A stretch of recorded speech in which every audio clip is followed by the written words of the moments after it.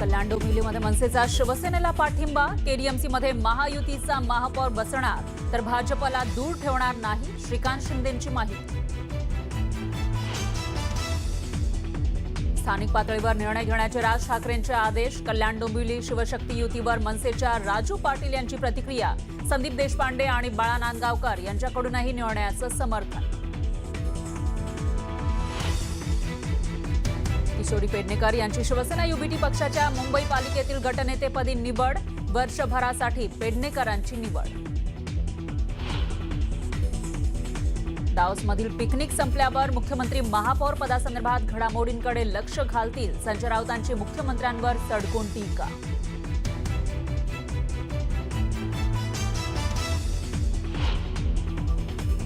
Shiv Sena UBT पक्षाच्या ST प्रवर्गातील 2 नगरसेवकांवर सत्ताधाऱ्यांची नजर असल्याची सूत्रांची माहिती, महापौरपद राखीव होणार असल्याच्या चर्चेने दबाव आणत असल्याचा युबीटीचा दावा.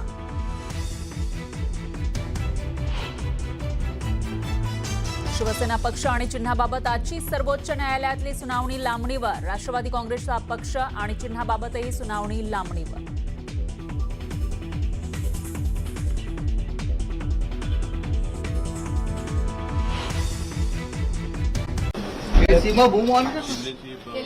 शिवसेना प्रेफर नव्हती आणि कुठेतरी इतके दिवस जो खेळ चालू होता केडीएमसी आकडे मोड पळवा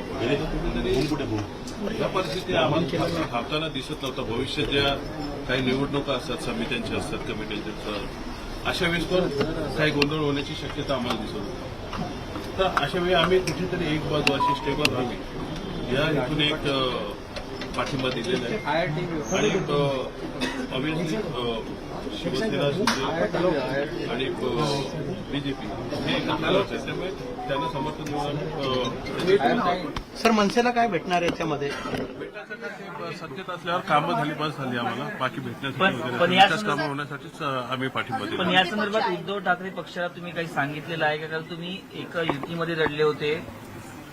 हो बरोबर आहे, आम्ही युतीमध्ये लढलो होतो, परंतु काय झालं, सुरुवात काही नगरसेवक गायब झाले. अशा वेळेस आम्हाला आमच्या नगरसेवकांची चिंता होती, दुसऱ्यांची त्या गटाची चिंता होती. म्हणजे कुठेतरी घोडेबाजार होऊ नये, सत्ता बाजार त्यासाठीच आम्ही केडीएमसीची पूर्ण जी जनता आहे ती हे बोर झाली या प्रकारात सगळ्यांना, की इतके दिवस जे राजकारण चालू आहे अंमळातमध्ये झालं एक्झॅक्टली त्याची पुनरावृत्ती तसं तिथे काय होण्याची शक्यता होती आणि या अशा गोष्टी होऊ नयेत यासाठी आम्ही घेतलेला निर्णय आहे. हा कुठल्याही स्वतःच्या स्वार्थासाठी घेतलेला निर्णय नाही, आम्ही ठामपणे सामोरं आलेलो आहे.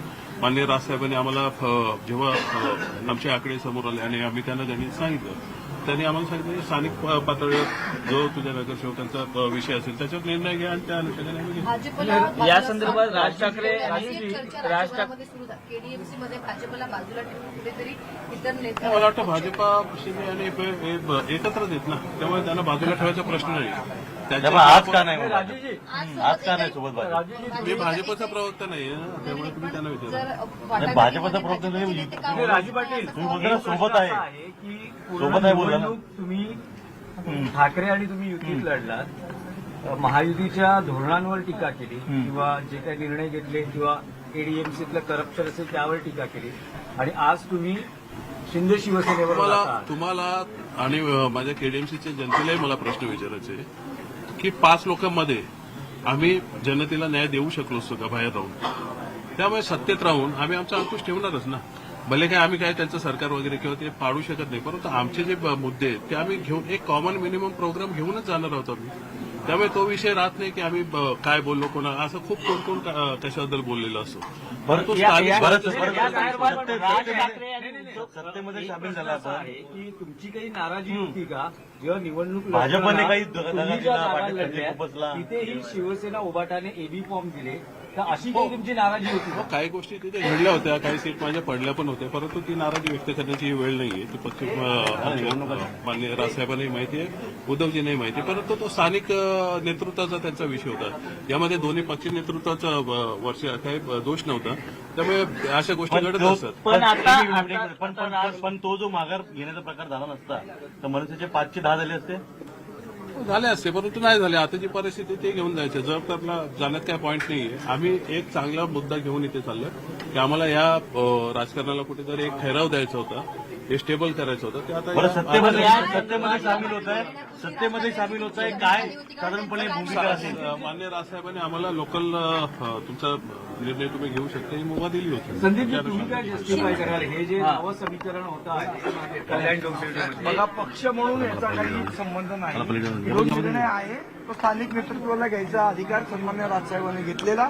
जे स्थानिक राजकारण ज्या पद्धतीचं चालू होतं त्या ह्याच्यात जनतेच्या हिताच्या दृष्टीने जो निर्णय योग्य वाटला तो आमच्या स्थानिक नेतृत्वाने तुम्ही घेतला. म्हणालाय पक्ष म्हणून नाही, स्थानिक स्तरावर घेतलाय, पण पक्ष म्हणूनच स्थानिक स्तरावर घेतलेला आहे ना निर्णय. तुम्ही युतीमध्ये निवडणुका लढता.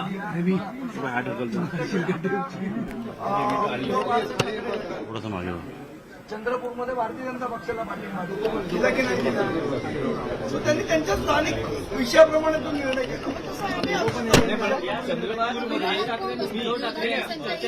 चंद्रपूरमध्ये तुम्ही आणि उबाटा असे एकत्र लढलेले का? कारण समजा जर त्यांनी निर्णय घेतला असेल चंद्रपूरला आमचे पण उमेदवार लढले. नाही, पण तुम्ही युतीत लढला. मुळात असं आहे बघा, आम्ही सगळ्यांचीच लढलो ना कल्याण डोंबिवली. आमच्या विरुद्ध 8 उमेदवार यांचे पण होते, उद्धव बाळासाहेब ठाकरेंच्या शिवसेनेचे पण होते. आम्ही शिंदेच्या शिवसेनेबरोबर पण लढलो, आम्ही भारतीय जनता पक्षाबरोबर लढलो, सगळ्यांबरोबर लढलो. पण शेवट असं आहे की आता एकदा निवडणूक संपल्यानंतर जे आमचे निवडून आलेले नगरसेवक आहेत त्यांना जे योग्य वाटतं त्यांनी निर्णय घ्यायची मुभा पक्षाने राजू पाटील यांना दिलेली. त्याप्रमाणे जो हिताचा पक्ष हिताच्या दृष्टीने स्थानिक राजकारणाच्या दृष्टीने जो योग्य निर्णय तो त्यांनी केला. याच्यामध्ये पक्ष म्हणून काही भूमिका नाही, स्थानिक जे राजकारण आहे त्या अनुषंगाने घेतलं. संदीपजी एक महत्वाचा विषय रोल आपल्यासोबत राजू पाटील. एक मिनिट आता एक मिनिट थोडक्यात आपल्यासोबत राजू पाटील साहेब, ज्या पद्धतीनं आपण म्हटलात की जी स्थिर सरकार किंवा सत्ता पाहिजे, घोडेबाजार होऊ नये, हे सगळं टाळण्याकरता मनसेने पाठिंबा दिलाय. 100% ही गोष्ट याच्यात आहेच ना की एकीकडे यांचे समजा समसमान नाहीये. थांबून द्या. त्यामुळे कुठेतरी घोडेबाजार प्रत्येक वेळेस झाला असता आणि ते आम्हाला थांबवायचं होतं. बरं, मगाशी आपण नियोजन लोकमतशी बोलताना एक प्रतिक्रिया दिली की अंबरनाथ नंतर उल्हासनगर आणि आता कल्याण डोंबिवली श्रीकांत शिंदेंनी सत्ता स्थापन करण्यामध्ये हॅट्रिक केली. मी असं नाही बोललो, तिथे काही लोक बोलत होते ते मी ऐकलं. मग काय आपली प्रतिक्रिया काय याच्यावर? नाही तर परिस्थिती तशीच आहे ना, त्यामुळे प्रतिक्रिया काय ती परिस्थिती आहे. बरं, ज्या पद्धतीनं निवडणूक लढला होता आपण, ठाकरे म्हणून एकत्र लढला होतात, सगळे मुद्दे होते, महायुतीमध्ये लढला होतात, मग आता अशी काय परिस्थिती निर्माण झाली की आपण थेट आता शिवसेनेसोबत? सर्वस्वी आमच्या स्थानिक आमच्या नगरसेवकांचं मत घेऊन मान्य राजसाहेबांनी आम्हाला जे अधिकार दिले होते, स्थानिक निर्णय तुम्ही घेऊ शकता. आणि हा आम्ही स्थानिक राजकारण बघता घेतलेला निर्णय. जसं कणकवलीमध्ये शिंदेसेना आणि उद्धवजींची शिवसेना एक झाली, चाकणला झाली, बाकीच्यांनी सगळं केलं चालतं तर आम्हालाही चालतं. बरं, याबद्दल राज ठाकरेंना कल्पना आहे का? त्यांना त्यांच्याशी बोलून आलंय? हो, त्यांना कल्पना दिली आम्ही की असं करतो. त्यांची काय त्यांनी प्रतिक्रिया? आम्हाला आधीच मुभा दिली होती की पक्ष तुम्ही स्थानिक गणित बघून तिथे निर्णय घेऊ शकता. या स्थानिक स्वराज्य संस्था कशाला बोलतात शेवटी? बरं, निवडणूक काळामध्ये पाटीत खंजीर कोणी खुपसला, उभाटाने का भाजपने? खंजीर कोणी खुपसला असं बोलू शकत नाही. आमची संख्या जी यायची ती आली. पण जर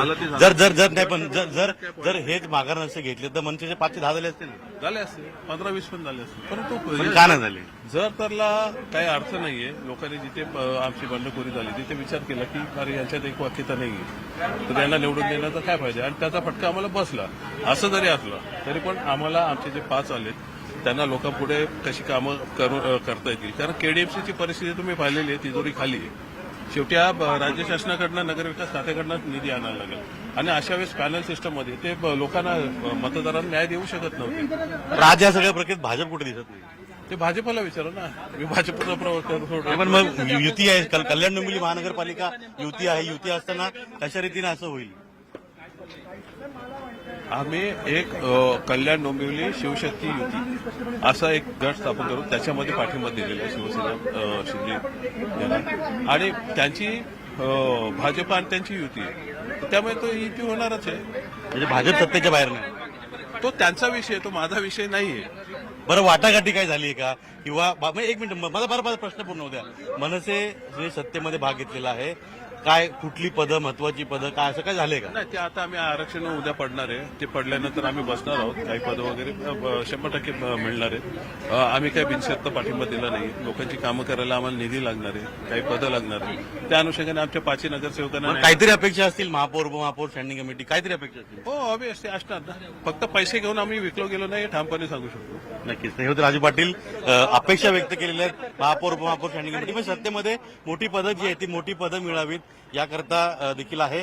पण त्यांचं एकच म्हणणं आहे की स्थिर सरकार यावी आणि ज्या पद्धतीनं नगरसेवकांचा बाजार होतो किंवा वाटाघाटी होतं, नंतर एक वेगळं चित्र अंमलात तयार झालं, चित्र तयार होतं, ते होऊ नये या गटाला पाऊल उचललेलं. आणि या सगळ्या मनसेच्या आजच्या या सगळ्या मूळची म्हणजे त्यांच्या या सगळ्या प्रत्येक गोष्टीचा जी माहिती ही राज ठाकरेंपर्यंत आहे, राज ठाकरेंपर्यंत दिलेली आहे आणि त्यांच्याच सगळ्या सहमतीनंतर आजची सगळी प्रक्रिया पुढे सरकलेली आहे हे देखील त्यांनी स्पष्ट केलेलं आहे.